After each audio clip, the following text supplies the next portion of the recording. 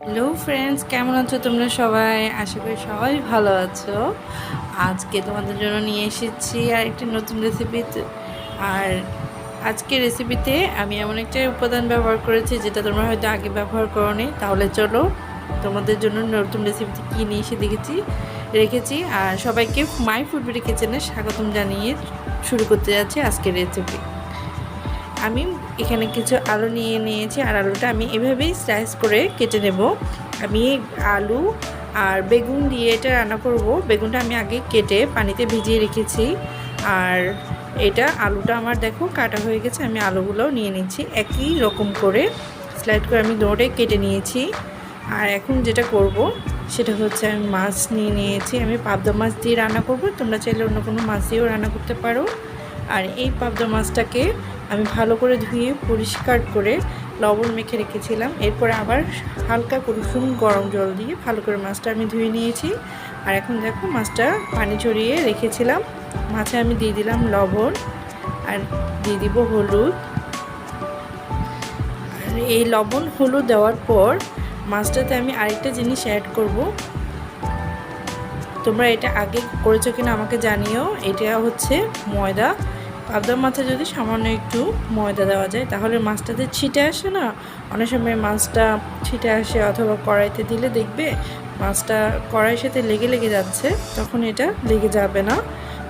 এবং মাছের গায়ে যে একটা লেয়ার থাকে সেটা মানে সবসময় চামড়াটা কড়াইয়ের সাথে লেগে যায়, সেটাও হবে না। তোমরা দেখবে মাছটা খুব সুন্দর করে উঠে এসেছে।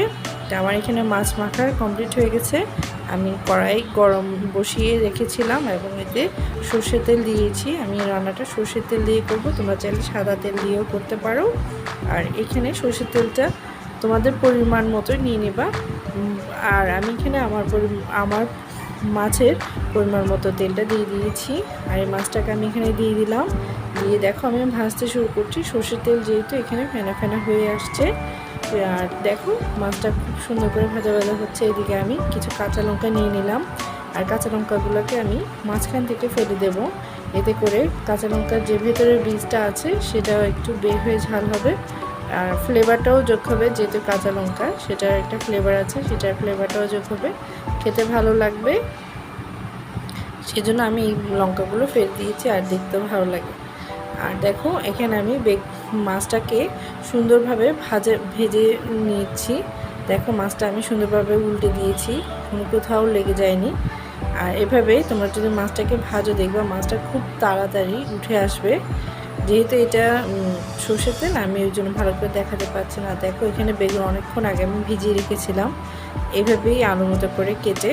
তো আমি এখন এই বেগুনগুলো তুলে নেব আর এই জলেই আমি আলুটা ধুয়ে নেব।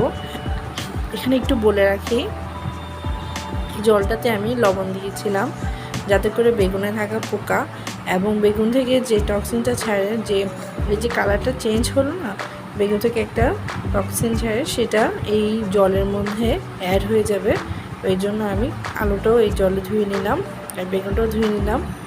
আলু এবং বেগুন ধোয়ার পর আমি সবগুলো ইনগ্রেডিয়েন্টস সাজিয়ে নিয়ে নিব যাতে আমার রান্নাটা করতে সুবিধা হয় এবং তাড়াতাড়ি হয়। আমি কাঁচা লঙ্কাগুলো নিয়ে চলে আসলাম রান্নায়। দেখো এদিকে আমার মাছটা ভাজা হয়ে গেছে এবং সুন্দরভাবে ভাজা হয়ে গেছে। আমি মাছগুলোকে তুলে নিচ্ছি। তোমরা হয়তো মনে করবা যে দেখিয়ে করিনি, আমি এখন পুরোটা আবার সুন্দরভাবে তোমাদেরকে দেখিয়ে দিচ্ছি। আমি আরও কিছু মাছ ভেজে দেখাচ্ছি। দেখো এই মাছগুলোও লাগবে না, মাছগুলো আমি ভাজতে বসিয়ে দিয়েছি এবং দেখো একদম ভালোভাবে এই মাছগুলো আমি ভেজে তুলে নেব। এখানে একটু বলে রাখি ভিউয়ার্স, যদি আমার চ্যানেলটা তোমাদের কাছে ভালো লেগে থাকে অবশ্যই চ্যানেলটাকে সাবস্ক্রাইব করে পাশে থাকা বেল আইকনটি অবশ্যই প্রেস করে রাখবে এবং এতে করে আমার আনা নতুন নতুন ভিডিওগুলো তোমরা সবার আগে পেয়ে যাবে। চ্যানেলটা ভালো লাগলে একটা লাইক দিবে, শেয়ার করবে প্রতিবেশীদের সাথে, আর অবশ্যই আমাকে কমেন্টে জানাবে আমার রান্না তোমাদের কেমন লাগছে। দেখো মাছগুলো আমি ভেজে তুলে নিলাম। এখানে আমার এইটুকু কমপ্লিট হলো মাছ ভাজা। এখন আমি সম্বার দেব। সম্বার দেওয়ার জন্য আমি এখানে গোয়া মসুরি নিয়েছি। এটাকে মিষ্টি জিরাও বলে, অনেক জায়গায় গোয়া মসুরি বলে। তোমরা কী বলো আমাকে একটু জানিয়ে দিও। আর এখানে দেখো দুটো তেজপাতা দিয়েছি। তেজপাতা দুটো আমি কালো করে নেব। কারণ এটা যেহেতু রান্নাটা আমি ফোড়নেই করবো, তেজপাতাটা কালো হওয়ার অপেক্ষা করব। ভালো করে কালো হয়ে গেলে তখন আমি বাকি মশলাগুলো দিয়ে দিব। এখানে আমি মশলার জন্য হলুদ নিয়েছি, লাল লঙ্কা নিয়েছি, জিরা গুঁড়ো নিয়েছি 1 চামচ, আর এগুলো সব আমি এখানে মিক্স করে দেব। এখানে খুব বেশি মশলা যাচ্ছে না, এতটুকু মশলাই যাবে। তবে এখানে আমি আরেকটা জিনিস ব্যবহার করব। আর দেখো আমি জিরে গুঁড়োটা দিয়ে দিয়েছিলাম, এখন লবণটা দিয়ে দিব। আর যে জিনিসটা ব্যবহার করবো সেটা আমি পরে দেখাচ্ছি। এখানে আমি আগে আলুটা দিয়ে দিলাম আর দিয়ে দিলাম বেগুনগুলো। এতে করে মানে আমার এটা একটু ভাজা ভাজা হয়ে যাবে মশলার সাথে। যেহেতু আমি এখানে লাল লঙ্কার গুঁড়ো, হলুদ আর জিরে গুঁড়োটা দিয়ে দিয়েছি, ওইটাও ভাজা ভাজা হবে। তার সাথে আমার আলু আর বেগুনটাও ভাজা ভাজা হয়ে যাবে। আর এটা যতক্ষণ রান্না হচ্ছে ততক্ষণ পর্যন্ত আমি তোমাদের একটা জিনিস দেখিয়ে দিব যে এখানে আমি আরেকটা কোন ইনগ্রিডিয়েন্টস ব্যবহার করব। তবে যে ভিউয়ার্স, এই মাছটাকে যদি এভাবে রান্না করতে হয় অবশ্যই তুমি চেষ্টা করবা একটু হাই ফ্লেমে রান্না করার জন্য। খুব বেশি হাই না, মিডিয়াম টু হাই। এতে করে রান্নাটা খুব ভালো হবে। দেখো আমার রান্নাতে পুরোটাই বলক উঠে আসছে। আমি কিন্তু এটা কম জাল করে রাখিনি, কারণ এটা আমাকে এইভাবে হাই ফ্লেমে, আমি যেহেতু আলাদাভাবে ভাজছি না, এটাকে আমি এই মশলার মধ্যেই, এই মশলার যে তেল আছে এটাতেই ভাজা ভাজা করে নেবো এবং এই মশলার তেলের মধ্যে এটা আমি বলক তুলে ভাজবো। এবং 10 মিনিটের জন্য আমি এটা ঢাকা দিয়ে রেখেছি। আমি 10 মিনিট পর পর এটা তুলে এটা একটু ভেজে দিচ্ছি, যাতে করে আমার আলুগুলো সেদ্ধ হয়ে যায়।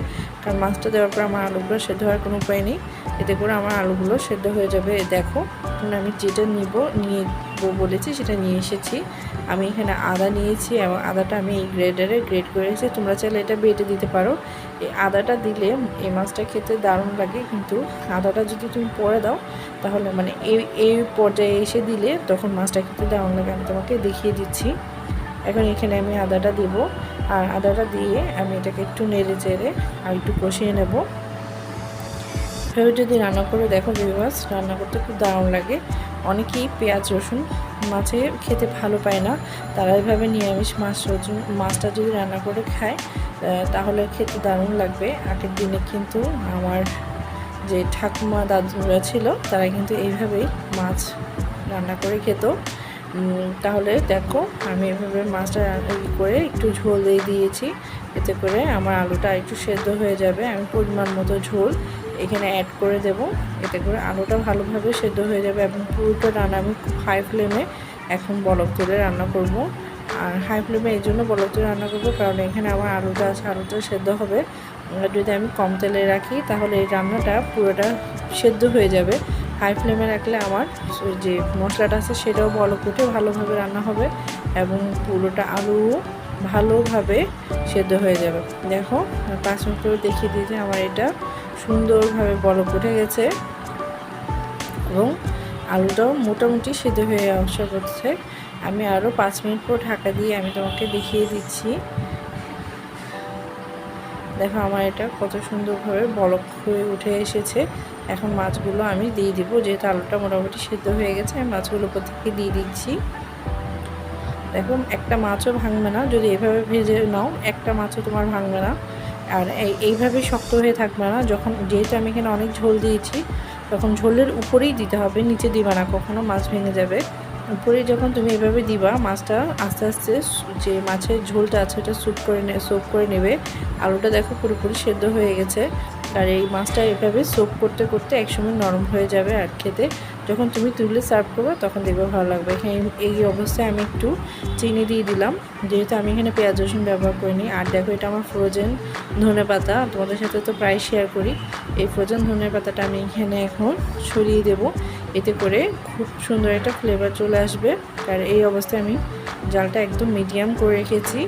আর মিডিয়াম করে আমি এখন যেহেতু ধনেপাতাটা এখানে দিয়ে দিয়েছি, আমি এটা অফ করে দেব আর এখন ঢাকা দিয়ে রাখবো প্রায় 5 মিনিটের জন্য। 5 মিনিট পর আমি তোমাদেরকে এটা সার্ভ করে দেখাচ্ছি এটা খেতে কত দুর্দান্ত টেস্ট হয়েছে আর কত ভালো হয়েছে। দেখো আমি থালে ভাত নিয়ে নিয়েছি আর এখানে আমি মাছ নিয়ে নিলাম। আর এই মাছ আর ভাত খেতে যে কতটা দারুণ, সেটা না রান্না করে খেলে তোমরা বুঝবে না।